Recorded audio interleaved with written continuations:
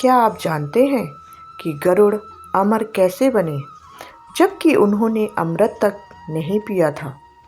इस वीडियो में जानेंगे कि गरुड़ की माँ की गुलामी की असली वजह क्या थी और वह असंभव शर्त जिसमें स्वर्ग से अमृत लाना पड़ा। और आगे जानेंगे कि देवताओं से हुआ भयानक युद्ध और इंद्र के वज्र से टकराने का रहस्य क्या था। भगवान विष्णु द्वारा दिया गया वह अनोखा वरदान भी आज की इस वीडियो में जानेंगे। और क्यों गरुड़ बने विष्णु के शाश्वत वाहन। साथ ही समझिए इस कथा का गहरा आध्यात्मिक संदेश, जहाँ शक्ति नहीं सेवा अमर बनाती है। पूरा सच जानने के लिए वीडियो को अंत तक जरूर देखिएगा, क्योंकि आधी अधूरी जानकारी किसी काम की नहीं होती। तो चलिए शुरू करते हैं। हिंदू धर्म की पौराणिक कथाओं में गरुड़ और भगवान विष्णु का संबंध केवल देवता और वाहन का नहीं, बल्कि त्याग, धर्म और उद्देश्य की एक ऐसी मिसाल है जो आज भी मनुष्य को भीतर तक झकझोर देती है। यह कहानी शुरू होती है महर्षि कश्यप से, जिनकी दो पत्नियां थीं, विनता और कद्रु। कद्रु के पुत्र नाग बने और विनता के पुत्र गरुड़। एक शर्त के कारण विनता हार गई और उसे कद्रु तथा नागों की दासी बनना पड़ा। जब गरुड़ ने अपनी माँ को नागों की सेवा करते हुए देखा तो उनके भीतर विद्रोह नहीं बल्कि धर्म का जागरण हुआ। उनके लिए यह केवल माँ की गुलामी नहीं थी, बल्कि न्याय और मर्यादा का अपमान था। गरुड़ ने नागों से माँ की मुक्ति का मार्ग पूछा। तब नागों ने उपहास करते हुए कहा कि यदि वे स्वर्ग से अमृत लाकर दे दें तभी विनता मुक्त होगी। अमृत, जो देवताओं की अमरता का रहस्य था, जिसकी रक्षा स्वयं देवता करते थे, उसे लाना लगभग असंभव माना जाता था। लेकिन गरुड़ ने असंभव को ही अपना लक्ष्य बना दिया। गरुड़ ने आकाश की ओर उड़ान भरी और उनके पंखों की गति से दिशाएं कांप उठीं। देवताओं ने उन्हें रोकने का प्रयास किया। अग्नि ने आग से, वायु ने वेग से, वरुण ने जल से और अंत में इंद्र ने अपने वज्र से रोकने का प्रयास किया। कहा जाता है कि जब इंद्र का वज्र गरुड़ से टकराया तो वज्र की धार कुंद हो गई, लेकिन गरुड़ अडिग रहे। यह शक्ति किसी अहंकार से नहीं बल्कि कर्तव्य और संकल्प से जन्मी थी। गरुड़ ने अमृत कलश प्राप्त कर लिया, लेकिन यहाँ कथा एक और गहरा मोड़ लेती है।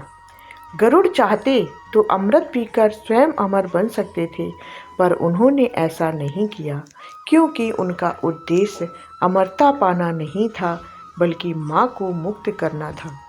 यही त्याग उन्हें साधारण से असाधारण बनाता है। जब गरुड़ अमृत लेकर लौट रहे थे तभी स्वयं भगवान विष्णु प्रकट हुए। भगवान ने गरुड़ के तेज, संयम और धर्मनिष्ठा को पहचान लिया। बिना कुछ मांगे ही भगवान विष्णु ने उन्हें वरदान दिया कि वे अमृत पिए बिना ही अमर रहेंगे। यह वरदान असाधारण था, क्योंकि यहाँ अमरता किसी पदार्थ से नहीं बल्कि धर्म से मिली थी। इसके बाद भगवान विष्णु ने गरुड़ से वर मांगने को कहा। गरुड़ ने न कोई राज मांगा, न कोई शक्ति मांगी और न ही स्वर्ग मांगा। उन्होंने केवल इतना कहा कि उन्हें भगवान विष्णु का वाहन बनने का सौभाग्य मिले। यही क्षण इतिहास बन गया। गरुड़ केवल वाहन नहीं बने बल्कि भगवान विष्णु के साथी, रक्षक और धर्म के वाहक बने। इसके बाद गरुड़ अमृत नागों के पास ले गए और उनसे कहा कि पहले स्नान कर लें, फिर अमृत पिएं। जैसे ही नाग स्नान के लिए गए, इंद्र अमृत उठा ले गए। इस प्रकार अमृत नागों के हाथ नहीं लगा। विनता मुक्त हो गई और देवताओं की अमरता सुरक्षित रही। यह छल नहीं था बल्कि धर्म की रक्षा के लिए किया गया बुद्धिमत्ता का प्रयोग था। यहीं से गरुड़ और नागों का वैर भी प्रतीकात्मक बन गया। ज्ञान बनाम अहंकार, प्रकाश बनाम अहंकार, गरुड़ अंधकार। गरुड़ का स्वरूप हमें सिखाता है कि सच्ची स्वतंत्रता शक्ति से नहीं, उद्देश्य से आती है। गरुड़ की अमरता इसलिए नहीं कि वे जीवित हैं, बल्कि इसलिए है कि वे धर्म के साथ जुड़े हैं।